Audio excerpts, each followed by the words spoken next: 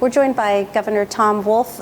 Looking back at your tenure as governor, how did the reality of being governor compare with your early expectations? Well, thank you for having me, Francine. It's good to be here. I wasn't in politics before I got this job, and so my expectations were that I could, it would give me the opportunity to do a lot of good things for a lot of people, and it has in fact worked out that way. Over your tenure, just a few of your career highlights included huge increases in school funding, legalized medical marijuana, expanded access to medical services. What was most meaningful to you? Well, I sort of slotted into three buckets. I think the first thing is I really spent a lot of time and was committed to honesty and integrity. So the first thing I did actually in this room came right from the inauguration, had my first cabinet meeting, and did an executive order on gift ban. So the executive branch would have a gift ban. We opened up legal contracting to make that more public and fairer. And I'm really proud of that. Second thing is, I think done a lot of things, and you pointed them out, the school funding. I'm proud of the fact that expanded Medicaid and with our state-based exchange have driven the uninsured rate in Pennsylvania to its lowest level ever. Done criminal justice reform. You mentioned legalized medical marijuana. Closed 2 prisons. We have 11,000 fewer prisoners. I think there are a lot of things that have done that I'm proud of. And then the final thing is, I think people are looking for fiscal responsibility, and one of the things that I'm proudest of is I've done all these things and taken Pennsylvania's finances from a place where we were flat on our back to a place where we have lots of money. The rainy day fund had $200,000 in it when I got here. It now has $5 billion. The independent fiscal office said we had a structural budget deficit of $2 to $3 billion a year. We've had increases in our revenues for the last 5 years. We've had surpluses. This year, the budgeted surplus, the year we're in right now, is for $5.3 billion, and we're running hundreds of millions of dollars ahead of that. So I'm proud of the fact that honesty and integrity was core to the administration. I'm proud that we've been able to do things despite not having a majority in either chamber for the 8 years I've been here. Gotten a lot of good things done that I think really make people's lives better, and done all this without a tax increase and with strong finances. How would you describe your relationship working with legislative leaders? It's been actually. This is democracy, and it's about disagreeing and arguing and debating, and we've had a lot of that. I've vetoed more bills than any governor since Milton Schaap. At the same time, we've gotten a lot of good things done, and I think the relationship I have with the legislative leaders has been really good. None of us make any bones about the fact that we disagree with each other on a lot of things, but we also have a lot of areas that we've been able to come together and get some really good things done. A moment ago, you referred to the state's finances. During your first budget, it went into law without your signature March of that fiscal year. Yeah, 9-month impasse, yeah. Can you talk a little bit about the trajectory as to what our financial situation looked like when you came into office and what was done to take us to where we are now? Well, when I came into office, as I said, we were flat on our back. We weren't paying our bills. We had stripped, I think, about $1 billion, depending on who's doing the counting, from public education. Remember collars? We weren't paying our pension bill. And the IFO said we really had a structural budget deficit. So one of the things I really wanted to do was fund education, because the fact that the state was not funding it was putting the burden of funding education on the backs of local property taxpayers. So Pennsylvania was in rough shape, and today we're not. I haven't raised anybody's taxes, actually been in a position to eliminate the capital stock and franchise tax and reduce the corporate net income tax. Despite all that, we have, the $5 billion puts us, up with everybody else and ahead of most everybody else in our region, in the country. And the fact that we have surpluses that went just beyond the year we got money from the federal government, the ARP money, we've actually done really well. So I'm very proud of having taken us from flat on our backs, which is where we were when I got here, to a place where we actually have financial wherewithal to do some really interesting things. Are you optimistic that Pennsylvania can remain on solid fiscal ground for the foreseeable future? Yes. As I think you know, I track our revenues by type on a daily basis. I created a spreadsheet. I admit that's a bit nerdy, but that's the way I am. And so I have kept track of every dollar that has come into the state on every day that money has come in. And if there are questions, I pick up the phone and call people, whatever agency. And I don't know if that's had any effect, but it's helped me understand, the ebb and flow of our system. Market economies go up and down. The thing you want to do is make sure that you're ready for the downs when they come, and Pennsylvania is. During all 8 of your budget addresses, you called for an increase in the state's minimum wage. You also called for a severance tax on natural gas drilling. Right. Why do you think lawmakers have been resistant to these proposals? I don't think the last 2 I called for an increase or a tax on natural gas. I did that separate. You're right. I've called for a natural gas tax each year. I'm not sure. I think that there's a concern maybe that they thought, the other side thought that this was something that would discourage the natural gas industry, which I think is nonsense. That we have the resource here. It's a great resource, and so I think that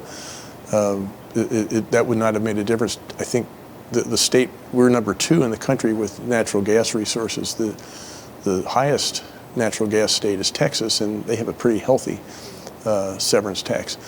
What that's allowed Texas to do is invest billions of dollars in schools and roads and bridges and things like that. We've cheated ourselves of that. So I thought that was short-sighted on the part of the General Assembly. So in the budgets, I did try to get that into the general fund. When that didn't work, then I tried a different approach to say, okay, let's not put this in the general fund. Let's create a separate fund that's going to be devoted to infrastructure, flood control, and things that could actually help communities and families. They didn't like that either. So I think I did the right thing by trying, and I'm not sure that eventually the other side might come around to my way of thinking. On another topic, in 2018, you declared a state of emergency, a disaster declaration for the opioid addiction in Pennsylvania. Can you talk a little bit about what inroads have been made during your tenure as that disaster declaration has been renewed over and over again? Yeah, and that was a real bipartisan thing. That actually had broad support in both caucuses, in both chambers. In 2018, we began making really good progress. You remember, actually, soon after I got here, the Physician General gave a standing order of basically a prescription for every Pennsylvanian to have naloxone. And in 2018, when the General Assembly and I got together and decided to really make this a very big priority, I think we made some good progress. Much of that, if not all of it, was undone by the pandemic. I mean, people staying at home, it made it tough. And so overdoses went back up. I think fentanyl, which came in during that time, was a factor. And the Secretary of Drug and Alcohol Programs, that department is really focused on getting back to that, to doing that, because we did lose ground during the pandemic. I think we're starting to see progress again. And one of the things that makes this, I think, a success is that it does enjoy broad bipartisan support. This is not a red or a blue issue. This is a Pennsylvania issue. I'd like to move on and talk about your position on marijuana. When you first came into office, you were not supportive of recreational marijuana, and then under your tenure, you signed a bill to allow legalized medicinal marijuana. Mm-hmm. And over time, your position on recreational marijuana has changed. What was the turning point for you? Was I really against recreational marijuana, did I actually say I was against it when I first ran? I wasn't strongly for it, but I think after the medical marijuana legalization, it seemed to me the next step was to legalize recreational marijuana, and so did that. I think there are a couple things. The war on drugs has not worked, and I think treatment is a much better thing. And if we spent half the money on treatment as we spend on interdiction, I think we'd probably be in a better place. The other thing is that I think that the criminal justice system has prosecuted a lot of people for doing things that really they shouldn't have been. And so I think there are a lot of people in prison for the use of recreational marijuana as a teenager, and they really shouldn't be there for that. So I think it's created an injustice, and the current system hasn't worked, and so I believe that it ought to be legalized. In March of 2020, the coronavirus spread into Pennsylvania. You called for a disaster declaration. What was dealing with that situation like for you at that time? It was tough. There were no instructions, and I keep saying I will spend the rest of my life second-guessing the decisions that I made, and I'm sure everybody else in this building feels the same way. We were faced with life-threatening disease, and we didn't even have the basic resources to address it. We didn't know what was going on. To the extent we did, like we need masks and things like that, we didn't have the masks, we didn't have the gowns, the surgical gowns, the ventilators. It was really a difficult time. And as I say, I was second guessing myself till the day I die as to whether the decisions I made were right or could have been better. Have engaged a lot of people to help me think through what we might have done. So if anything like this ever happens again, anybody in this position will have the benefit of some hindsight. But the one thing that gave me some comfort was that in all these decisions that I made, including the disaster declaration, I did what I thought was right and what the experts were telling me we ought to do, and I didn't do it for political reasons. I didn't do it out of political expediency. I did it because I thought it was right, and that I can sleep at night knowing that.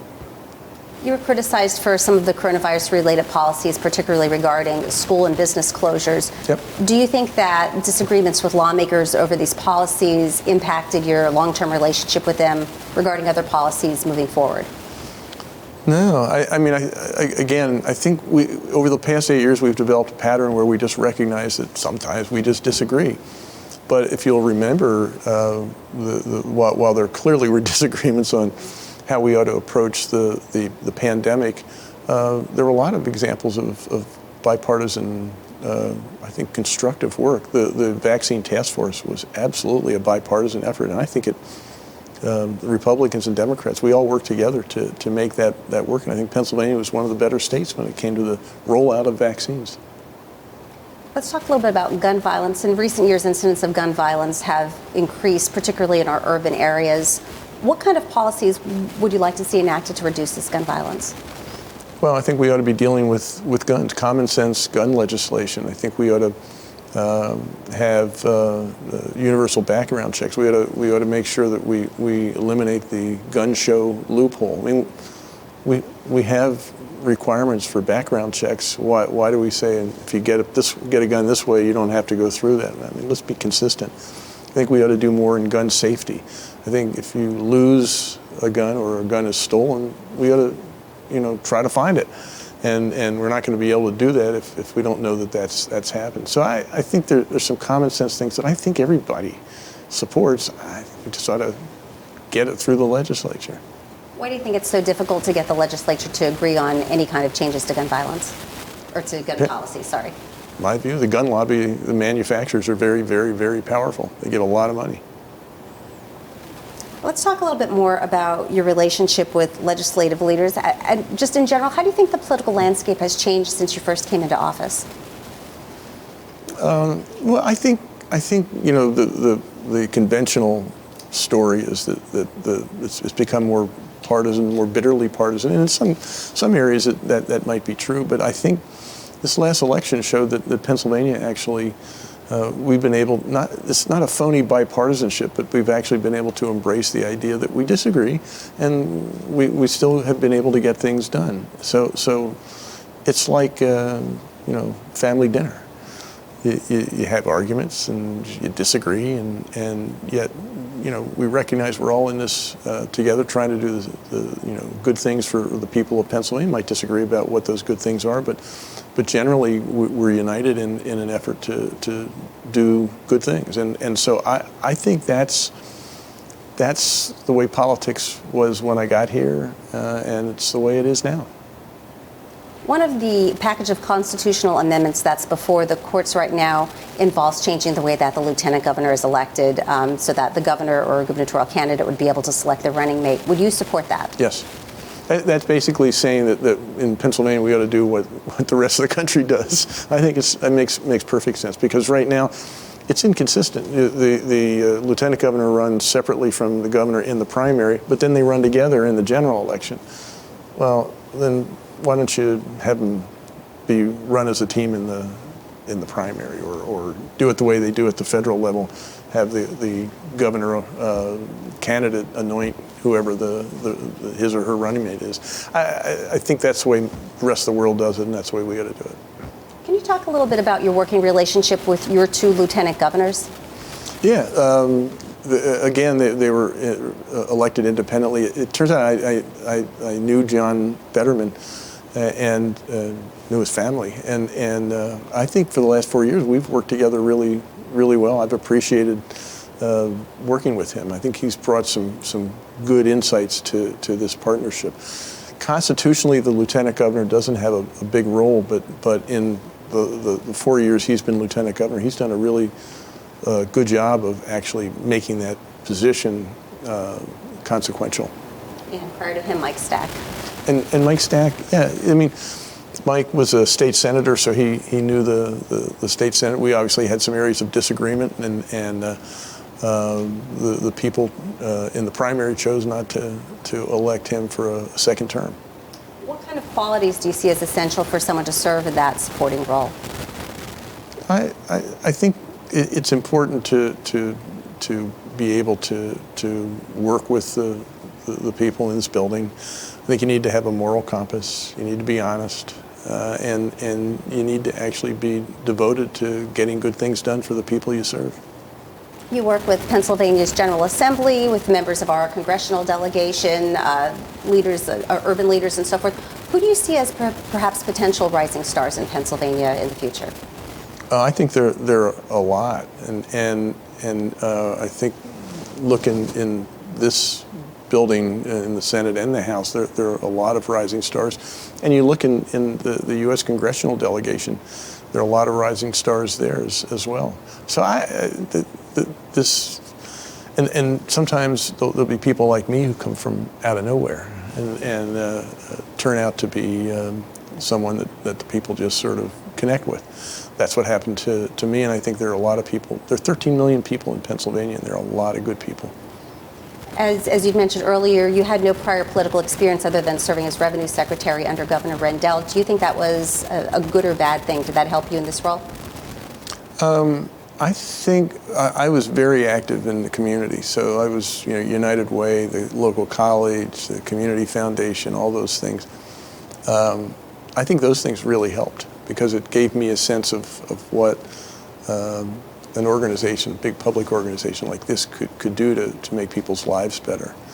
I think also the fact that most of my adult life was in business helped me, create a focus. I was here to get things done. I wasn't here to occupy a place, and that was, I think, the thing that I tried to do in business and what I tried to do in the 8 years I've been governor. Taking us up to present day, with the death of former Chief Justice Max Baer, do you intend to fill the vacancy in Pennsylvania Supreme Court? No, I don't think so. That's, to fill a vacancy as an interim, you need to have a confirmation by the Senate. So the majority of the Senate would have to want to do this. And I haven't yet heard that this is anything they want to do. So I'm open to suggestions, but I haven't had any yet from the Republicans. What was your favorite part of being governor? My favorite part was actually going out and being with people. I love getting out and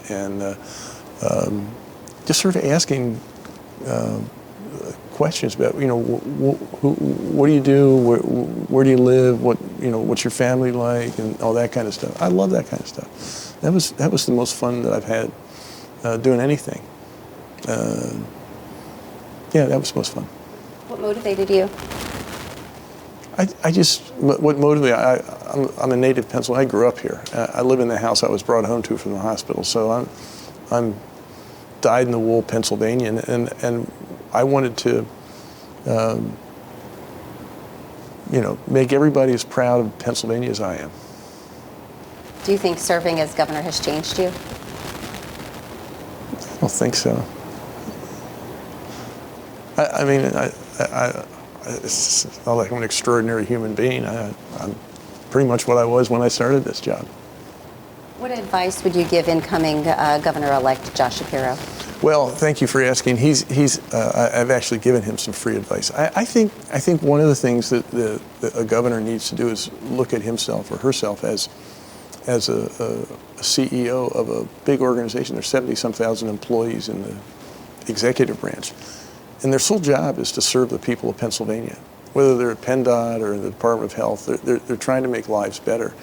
And to the extent they can figure out ways to do a better job of that, that's what government ought to do. So my advice is to keep learning, keep being open to new ideas. And there were two specific things that I did. We would do a lot of tabletop exercises where we'd actually make up a crisis and bring the cabinet together and say, okay, how should we react to this?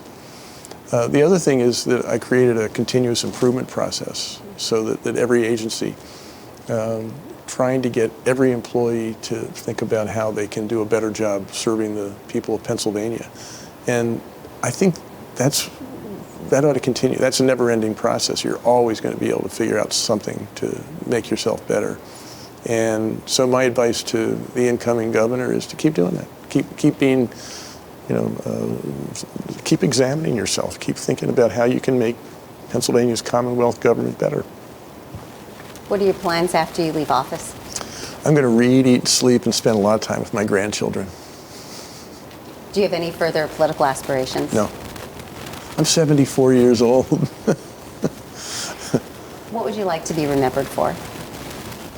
I'd like to be remembered that I ran, I was governor, and that my administration was honest.